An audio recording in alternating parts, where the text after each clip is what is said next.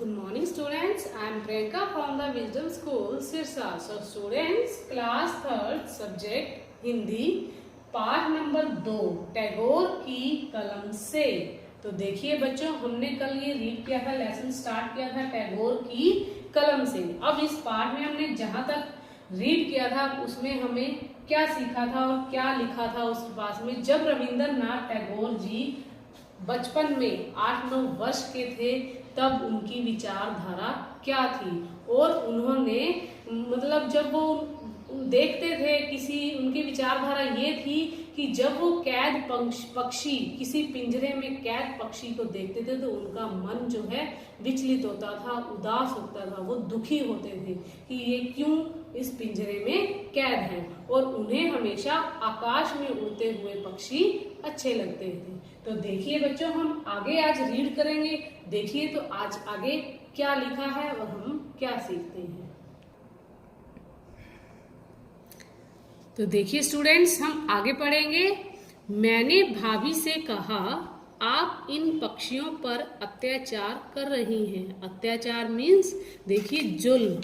अत्याचार मीन्स क्या होता है? अन्याय। देखिए इसमें शब्द में अर्थ लिखा हुआ है अन्याय।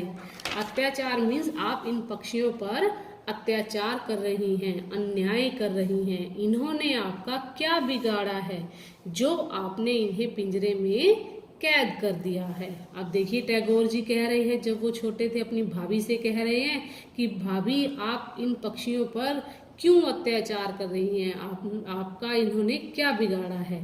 भाभी ने मुझे डांटते हुए कहा, छोटा मुंह बड़ी बात। देखिए क्या कहा उसे, छोटा मुंह बड़ी बात। अपनी उम्र तो देखो, बड़ा आया है मुझे सिखाने। जाओ, छत पर तुम्हारे मित्र पतंग उड़ा रहे हैं, तुम भी उड़ाओ। मैं उदास हो गया और सोचने लगा कि कैसे इन पक्षियों को स्वतंत्र करूं, मीन्स आजाद करूं। वो टैगोर जब छोटे थे तब वो सोचते रहते थे कि कैसे इन्हें आजाद करूं, क्योंकि वो छोटे थे, बच्चे थे, उनकी कोई बात मानता नहीं था। तो इसलिए वो फिर भी वो उदास रहते थे। जब वो उन पक्षियों को कैद देखते थे तो उदास रहते थे। अब आगे देखिए क्या लिखा है। एक दिन मुझे अवसर मिल गया। अवसर मिल गया। भाभी अपनी सखियों के साथ फिल्म देखने गई। देखिए उसे अवसर मिला, भाभी अपनी सखियों के साथ फिल्म देखने गई और मैं उनके कमरे से होकर बरामदे में गया। पिंजरे का दरवाजा खोला तो पक्षी सहम गए। मैंने उन्हें पकड़ा और बरामदे से बाहर उड़ा दिया। भाभी घर आई तो पिंजरा खाली देखकर बहुत झल्लाई। देखिए अब झल्लाई में, इसमें झल्लाई मीन्स चिल्लाना या चिढ़ना। देखिए झल्लाना चिढ़ना हो गया, वो उसे बहुत चिढ़े और खुद तो क्रोध किया ही, परिवार के अन्य लोगों से भी मेरी शिकायत की। सबको मेरा यह काम अनुचित लगा और सबने मुझे डांटा। देखिए मैं चुपचाप सुनता रहा क्योंकि मुझे पक्षियों को आजाद करके बहुत खुशी हुई थी। मैं कल्पना करने लगा था, काश मैं उन पक्षियों को भी आजाद कर पाता जो अन्य लोगों के बरामदों में लटके पिंजरों में कैद हैं। तो बच्चों देखिए अब कितने अच्छे विचार थे हमारे रविंद्रनाथ टैगोर जी के जब वो बचपन में थे।